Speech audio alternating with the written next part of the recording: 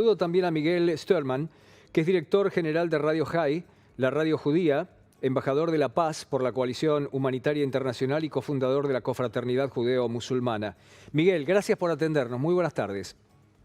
No, gracias a ti nuevamente por convocarme, Pepe. Vamos a ver, Miguel, ¿qué estás observando? ¿Crees que Israel ya está, no sé si la palabra es cuentagotas, pero por etapas llevando adelante la incursión militar terrestre que tenía prevista?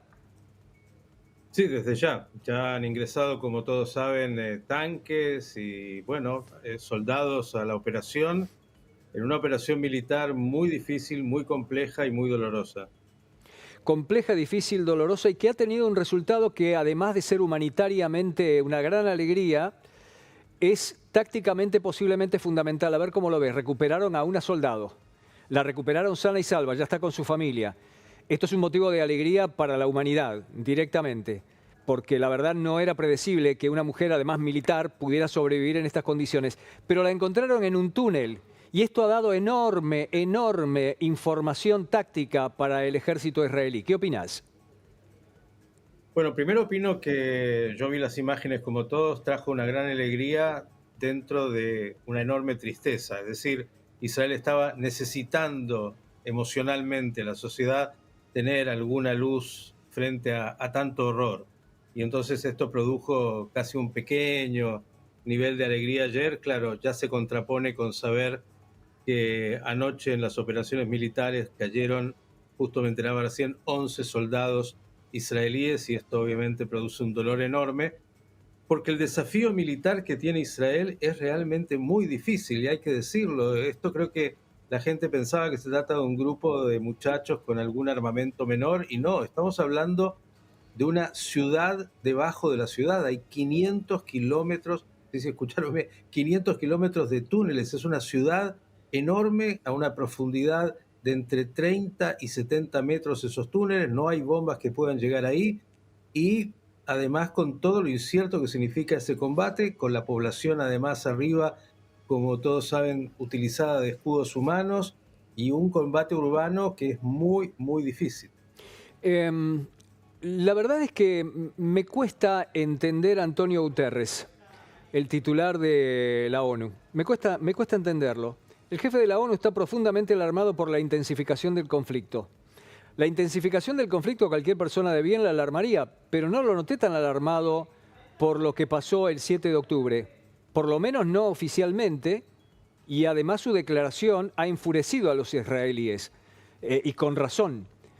¿Qué pasa con este hombre? ¿Cuál es el rol que juega, ya no Guterres, Naciones Unidas en esto? Es muy ambivalente. A ver, yo creo personalmente que las Naciones Unidas hace mucho han dejado de tener un rol significativo a nivel global. Es verdad que tienen la pátina de ser eso que se creó después de la Segunda Guerra Mundial como una alternativa, pero en realidad la organización hace mucho se ha transformado en un blanqueador de las peores dictaduras, y claro, cada uno tiene un voto. Hay que ver cuáles han sido de alguna manera los intereses de Guterres, a quien yo invitaría, ya que habló de que este ataque inhumano del Hamas no se dio en un vacío, a que lea y estudie un poquito cómo es este vacío en términos de que tampoco Hamas está actuando en un vacío. Digamos, no hay que pensar que esto empezó ahora.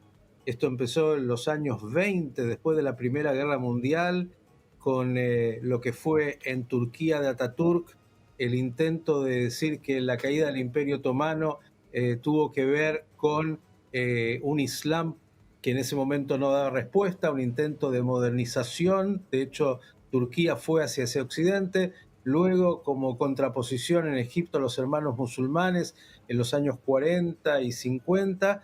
Y Hamas es una organización que es un hijo, que bueno, se crea en el 87, pero es un hijo de los hermanos musulmanes, y que tiene como filosofía, por eso también se entiende el horror de este atentado del 7 de octubre, esta teoría de que entre peor, mejor. Ellos piensan que el caos significa la oportunidad de que también todos los musulmanes radicales del mundo reaccionen, cosa que está pasando en muchos lugares, y que de alguna manera eso haga que la Sharia, la ley islámica, de acuerdo como ellos la entiendan, bueno, comience a ser parte de la agenda global. Israel es simplemente la punta del iceberg, es decir, es el que está en primera línea, nuevamente, y el pueblo judío.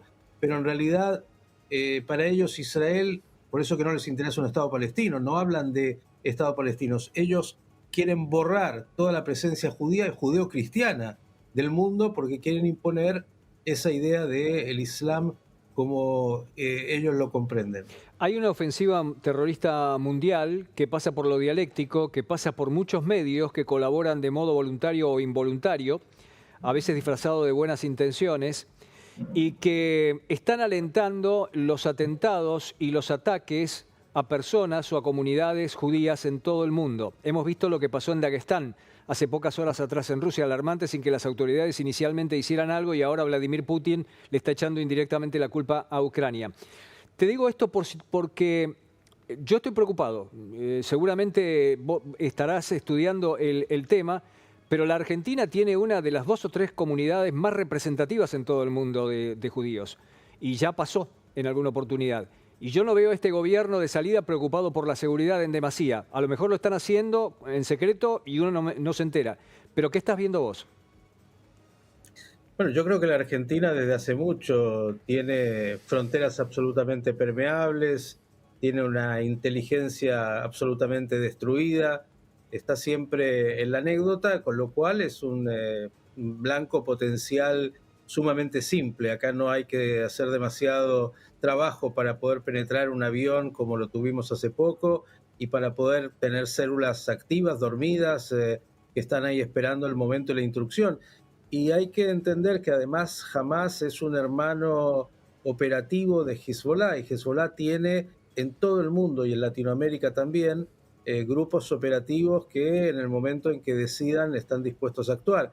Creo que se dan una conjunción de temas a nivel global, antes escuchaba un poco a Claudio, que hacen que uno debería estar muy preocupado y no pensar que este es un tema que tiene solamente y estrictamente que ver con Israel y el grupo Hamas. Esto tiene que ver con una guerra mucho más profunda, tiene que ver incluso con estos bloques que se están redefiniendo, tiene que ver con Irán, sin lugar a dudas, pero tiene que ver con, sobre todo, ese Islam radical que pretende imponer una cultura que, bueno, la conocemos en Irán con esa teocracia, donde la Sharia no te va a permitir en este occidente que para ellos es profano, estas libertades que nosotros conocemos.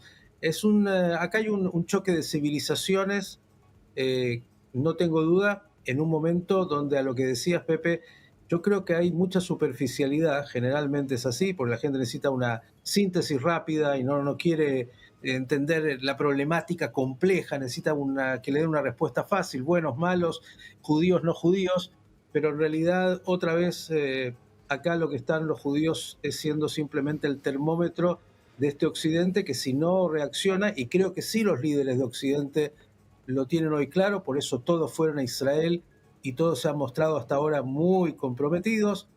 Habrá que ver cuando en Berlín, en Londres, en Bruselas, en distintos lugares, estas hordas de musulmanes que están motivados por la brutalidad, por el odio y por esta cultura antioccidental irrumpan en esas ciudades, qué y cómo van a reaccionar los líderes de esos países. Miguel, pero esto es un antes y un después. No hace falta ser un estudioso, no hace falta, siempre hace falta saber la historia, pero no hace falta profundizar en ella, no hace falta ser judío.